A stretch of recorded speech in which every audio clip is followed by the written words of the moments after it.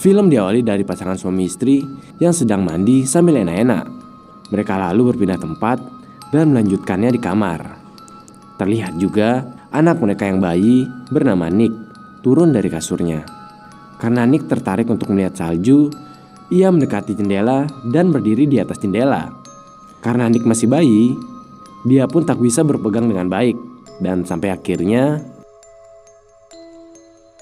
orang tua Nick yang keasikan enak-enak tidak menyadari kalau anaknya sudah tewas. Masuk ke chapter pertama, yaitu grief atau kesedihan. Setelah memakamkan anaknya, pasangan suami istri ini berjalan sambil menangis. Tiba-tiba sang istri jatuh dan harus dibawa ke rumah sakit. Si istri harus dirawat intensif selama 6 bulan. Dokter mengatakan bahwa si istri terlalu banyak bersedih sehingga membuatnya depresi dan tak sadarkan diri. Tapi si suami yang seorang terapis tak setuju dengan pernyataan sang dokter. Dia berpikir bahwa istrinya stres karena terlalu banyak minum obat. Lalu suaminya mengatakan bahwa dia bisa mengurus istrinya lebih baik daripada si dokter ini. Si suami lalu mengajak istrinya pulang karena merasa lebih mengerti keadaan istrinya. Yang dibutuhkan oleh istrinya hanya dukungan dan terapi dari suaminya. Akhirnya mereka berdua pulang ke rumah. Dan si suami menemukan sebuah surat yang diletakkan di pintu. Dan si istri juga membuang semua obat-obatan yang diterima selama di rumah sakit. Sayangnya, proses terapi di rumah tidak berhasil. Si istri malah menangis dan terus menyalahkan dirinya sendiri. Si suami pun memeluknya dan mencoba mengatakan kebenaran yang terjadi pada mereka. Sang suami juga berharap kalau istrinya bisa menerima kenyataan pahit ini. Pembicaraan mereka pun beralih pada tesis yang dilakukan si istri yang ternyata tulisannya belum selesai. Si istri juga mengungkapkan bahwa ketakutan terbesar keduanya adalah hutan Eden, yang akhirnya mendorong si istri untuk mencoba terapi ke sana. Mereka pun akhirnya pergi ke hutan Eden. Si suami menyuruh istrinya untuk membayangkan segala ketakutan. Mereka akhirnya sampai di hutan Eden. Mereka pun mendaki ke kabin terpencil mereka di hutan Eden. Si istri bilang bahwa kakinya terasa seperti terbakar. Bahkan pepohonan seperti bergerak hidup. Mereka pun beristirahat sejenak.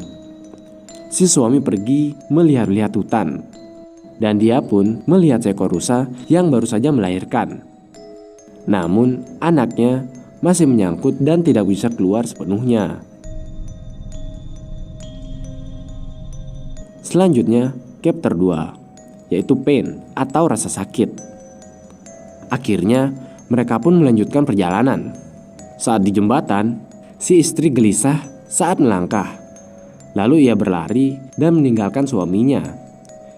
Sesampai di kabin, terlihat si istri yang sudah tertidur. Malamnya, kabin mereka dijatuhi beberapa biji egg. Dan saat bangun, tangan si suami sudah dihinggapi kutu penghisap darah.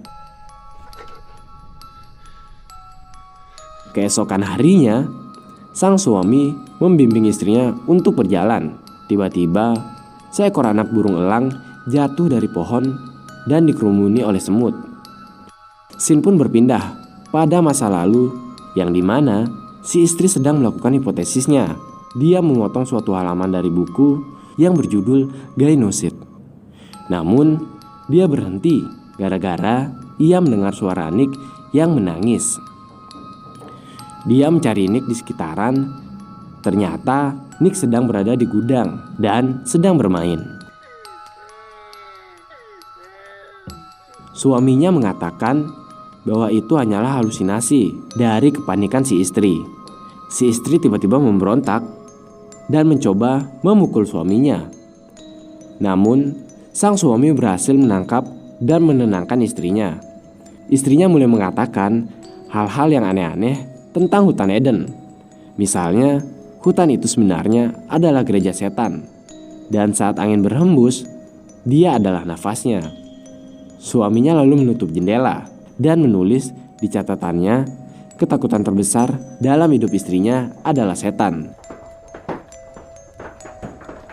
Keesokan harinya, sang suami tampak lebih baik. Dia mau berjalan di rumput dan menjelajahi hutan. Ia tak takut lagi dengan tempat-tempat di hutan Eden. Dia mengatakan bahwa dia sudah dan langsung memeluk sang suami. Namun suaminya hanya bisa diam dan tidak bisa mengekspresikan apapun. Di perjalanan, tiba-tiba si suami melihat seekor serigala yang sedang mencabik-cabik isi perutnya. Dan lebih parahnya lagi, dia seperti mendengar serigala itu mengatakan, selanjutnya masuk ke chapter 3, yaitu Despair atau keputusasaan. Hujan pun turun dengan deras. Si istri pun sudah tertidur dengan lelap dan suaminya keluar untuk mengambil tangga. Dia pergi ke atap rumah untuk memeriksanya. Ternyata ada ruangan khusus dan di sana terdapat banyak gambar-gambar yang diambil dari buku Gnosis. Sang suami juga menemukan gambar The Three Beggars. Lalu ia membuka buku Gnosis dan melihat catatan istrinya yang semakin lama tulisannya semakin tidak jelas. Si suami yang penasaran akhirnya menanyai istrinya soal tesisnya. Istrinya mengungkapkan bahwa saat menulis tesisnya, dia menjadi percaya bahwa semua wanita pada dasarnya memiliki sifat jahat. Saat mereka sedang enak-enak, istrinya meminta suaminya untuk memukulnya. Namun, sang suami menolak keinginan istrinya dan membuat istrinya marah karena menganggap dia sudah tidak mencintainya lagi. Sang istri lalu pergi keluar dalam keadaan telanjang. Dia berbaring di akar pohon, lalu suaminya datang dan menampar istrinya beberapa kali sambil melakukan pagelaran budaya. Di tengah akar pohon tersebut, tiba-tiba muncul tangan yang sangat aneh. Keesokan harinya, mereka melihat hasil otopsi anaknya sendiri. Di hasil otopsi itu, tidak ada hal yang janggal, kecuali bentuk kaki Nick yang memang sudah aneh dari sebelum kejadian dia jatuh. Lalu si suami memperhatikan sebuah foto yang menunjukkan bahwa sang suami secara sengaja telah memakai sepatu yang mengakibatkan kelainan bentuk kaki pada Nick. Dari situ, si suami mengambil kesimpulan bahwa ketakutan terbesar istrinya adalah dirinya sendiri. Saat berada di gudang kayu, si istri menyerang suaminya dan menuduhnya berencana untuk meninggalkan dirinya. Lalu membuka celana suaminya dan menggenjotnya. Tak berselang lama, sang istri mengambil kayu balok dan memukul masa depannya sehingga membuat suaminya pingsan. Lalu si istri mengelus-elus suaminya. Namun yang keluar bukanlah cairan putih, tetapi mengeluarkan darah. Sang istri lalu mengambil batu gerinda dan mengebor kaki suaminya. Kemudian memasangkan batu di kaki suaminya. Saat sang suami terbangun, dia merintih kesakitan dan mencoba melepaskan gerinda itu, namun tidak berhasil. Dia merangkak keluar sambil menyeret kakinya. Sang istri kebingungan karena suaminya sudah tidak ada dan dia akhirnya pergi mencarinya ke berbagai tempat. Sang suami masuk ke sebuah lubang di bawah pohon dan menemukan seekor gagak yang masih hidup. Gagak yang sangat berisik itu membuat sang istri menemukannya. Sang istri membawa sekop dan mulai menggali lubang itu. Akhirnya sampai di chapter 4, The Three Beggars atau 3 pengemis. Setelah selesai menggali, sang istri tiba-tiba tersadar dan meminta maaf pada suaminya.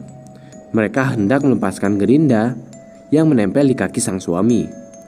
Namun sang istri tidak bisa menemukan kuncinya.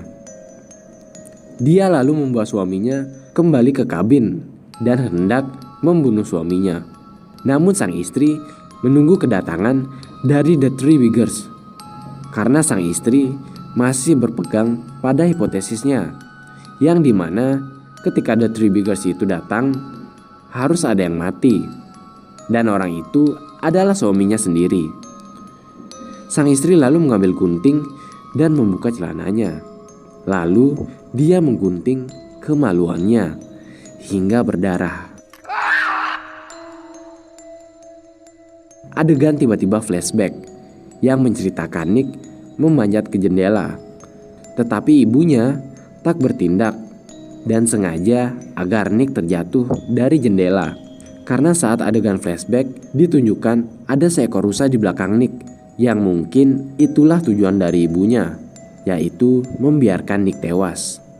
Tiba-tiba salju pun turun. Seekor rusa serigala dan burung gagak sekarang ada di kabinnya. Mereka dianalogikan sebagai The Three Beggars atau 3 pengemis yang dimaksud. Sang suami lalu menemukan kunci untuk mencoba membuka gerinda yang menempel pada kakinya. Tiba-tiba menusukkan gunting padanya. Namun dia tetap mencoba melepaskan batu gerinda itu.